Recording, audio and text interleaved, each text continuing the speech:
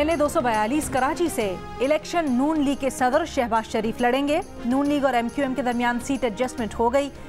मुस्लिम league नून को कराची में कौमी असम्बली की 5 और सिंध असम्बली की 11 नशिस्तें मिलने का इम्कान है। अंदरूनी सिंध में GDA कौमी असम्बली की 8 जबकि सिंध असम्बली की 10 नशिस्तों पर नून लीग की हिमायत करेगी।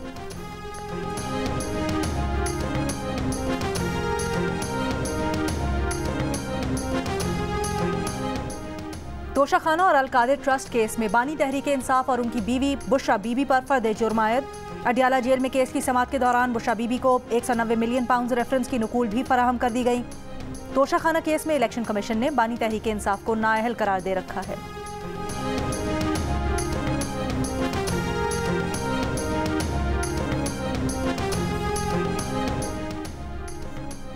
बल्ले का इंतखाबी निशान ही क्यों मांग रहे हैं? पेशावर हाई कोर्ट का सवाल। इंटर पार्टी इलेक्शन कलअदम करार देने और इंतखाबी निशान वापस लेने के खिलाफ पाकिस्तान तहरीक इंसाफ की दरखास्त पर समाअत।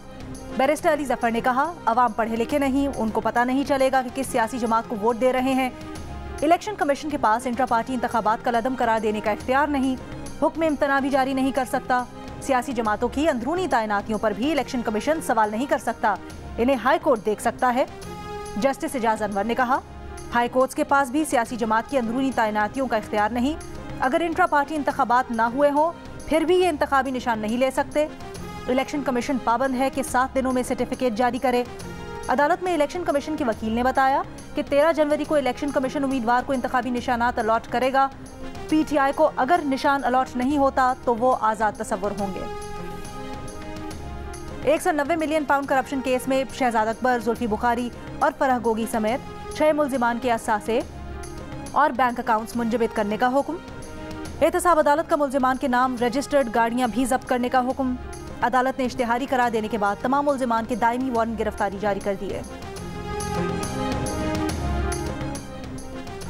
बुशरा बीबी की करीबी दोस्त फरह गोगी के नाम पर पाकिस्तान में मुतअद्दिद जायदादें और करोड़ों रुपए मालियत की 22 गाड़ियां हैं, जबकि मुख्तलिफ बैंक्स में बरतानवी पाउंड और अमरीकी डॉलर समेत 29 बैंक अकाउंट्स मौजूद हैं। नैब ने एहतसाब अदालत में फरह गोगी की प्रॉपर्टीज की तफसीलात जमा करवा दी। रिपोर्ट के मुताबिक जायदादों में 5 लाहौर और 4 इस्लामाबाद में हैं, जिसमें DHA लाहौर में 4 और 10 मरले के प्लॉट, जबकि लाहौर की निजी हाउसिंग सोसाइटी में 2.5 और 4 मरले के प्लॉट्स हैं। इसके अलावा इस्लामाबाद में एक 40 और 200 कनाल की ज़मीन भी फरह गोगी के नाम पर है। एहतसाब अदालत ने 190 मिलियन पाउंड स्कैंडल में फरह गोगी और दीगर मुल्जिमान की तमाम प्रॉपर्टीज मुंजमद करने का हुक्म दे रखा है।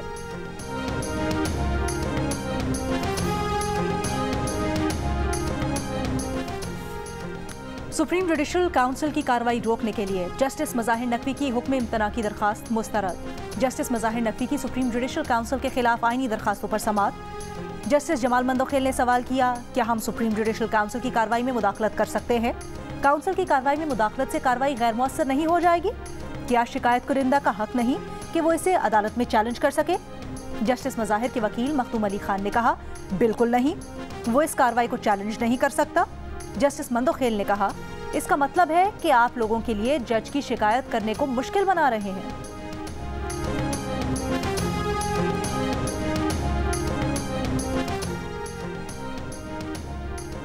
साबिक सदर आसिफ जरदारी का सुई में गैस पाइपलाइन बिछाने का वादा, मकामी अफराद को रोजगार भी देने का ऐलान। डेरा बुगटी में पीपल्स पार्टी के इंतखाबी जलसे से आसिफ जरदारी का मुख्तसर टेलीफोनिक खिताब। खराब मौसम की वजह से आसिफ जरदारी जलसागाह न पहुंच सके, जलसागाह में मौजूद कारकुनों से जल्द आने का वादा।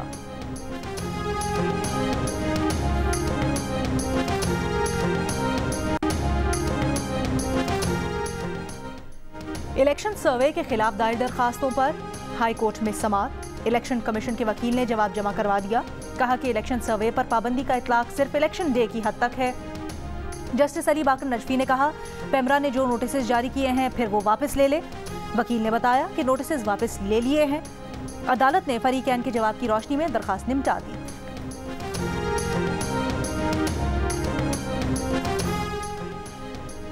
लाहौर से बानी तहरीक इंसाफ के कागजात मुस्तरद करने के खिलाफ अपील पर फैसला महफूज। कराची से शहबाज शरीफ के कागजात नामजदगी की मंजूरी के खिलाफ दूसरी अपील भी मुस्तरद।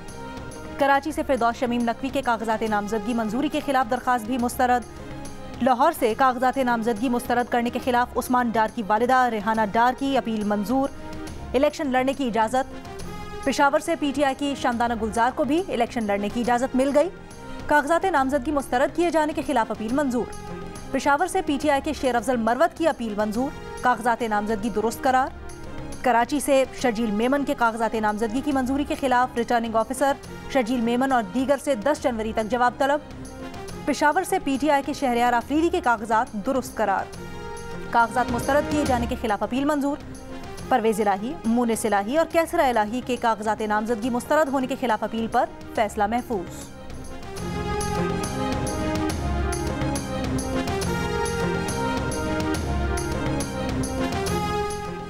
बन्नू में इंसदादे पोलियो टीम पर फायरिंग, 2 पुलिस एहलकार जख्मी। पुलिस के मुताबिक पुलिस की जवाबी फायरिंग से एक हमलावर जख्मी हुआ।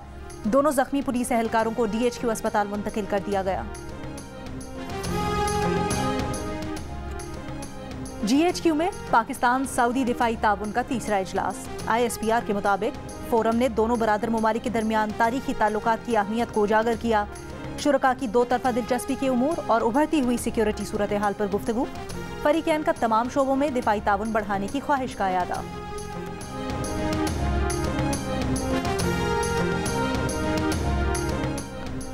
और ऑकलैंड में न्यूजीलैंड के खिलाफ T20 सीरीज से कबल पाकिस्तान टीम की प्रैक्टिस। साइम और फखर ने छक्के लगाने की मशकें की। Azam Khan wicket keeping gloves में नजर आए। बाबर आजम और रिजवान भी बल्ले घुमाते रहे। बॉलर्स ने पूरे रिदम से गेंदें डाली। पाकिस्तान और न्यूजीलैंड के दरमियान 5 T20 मैचेस की सीरीज का आगाज 12 जनवरी से ऑकलैंड में होगा।